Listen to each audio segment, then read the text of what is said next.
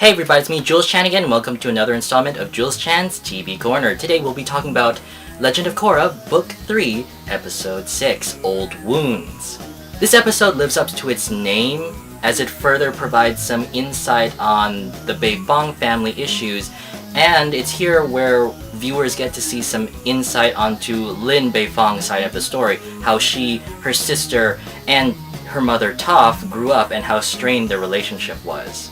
The episode unfolds with an interesting take, showing it from Lin's perspective, seeing her emotional and physical turmoil as she revisits some old memories. These flashbacks also help the viewers to understand how different the two sisters are and how their strained relationship affected even their mother Toph. Naturally, these family issues had to be resolved with a metal-bending sister showdown. The fight is as epic as one can expect from the daughters of Toph Beifong.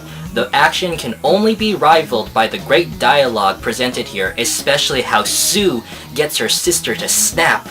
Ugh, ouch, why did you have to bring up Tenzin? The episode also greatly excels, not just with the family conflict, but also how it is resolved with Opal. It really gives Opal a chance to shine and stand out, and it is touching to see how the two sisters work out their differences and their willingness to change. The episode also introduces some new ideas involving metal bending, and possibly the start of a character arc for Bolin, since he desperately needs one. Good insight, great character interaction, and a sibling rivalry-fueled showdown with a well-written, well-handled ending.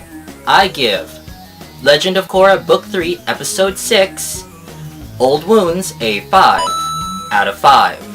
Next we have Book 3, Episode 7, the original Airbenders, or as I'd like to call it, Airbender Boot Camp.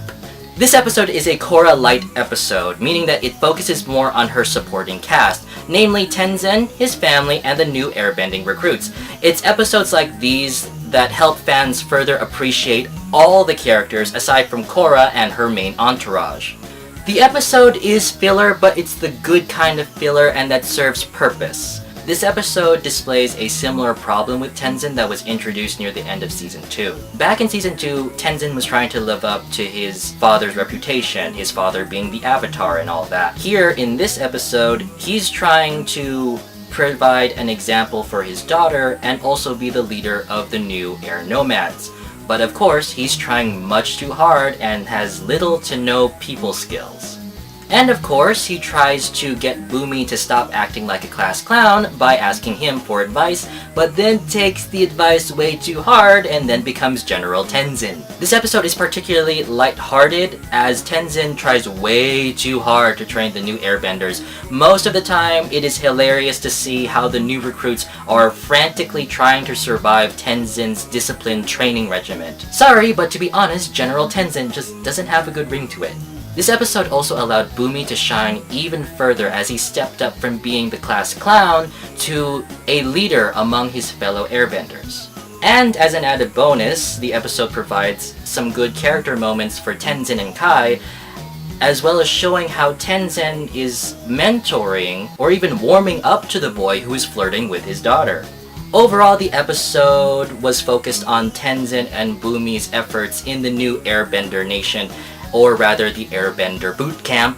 It could have been taken a little bit farther, however it was still wrapped up very nicely with both Boomy and Tenzin reconciling. If there is any flaw to have with these two episodes, it's still the villains. They're still interesting and their fighting styles are pretty cool, and the more we know about them is very enticing. However, it would still be very nice to know what their motivation is. Bottom line, this episode was fun, lighthearted, a break from the main storyline, and with a great focus on Tenzin and the new Airbender nomads. I give Book 3 of Episode 7, the original Airbenders, a 4 out of 5. Alright guys, that's all the time I have. Please comment, please subscribe, tell me what you thought of the episode, discuss it in the comments. Please don't forget to follow me on Tumblr, Twitter, Facebook, and I will see you later.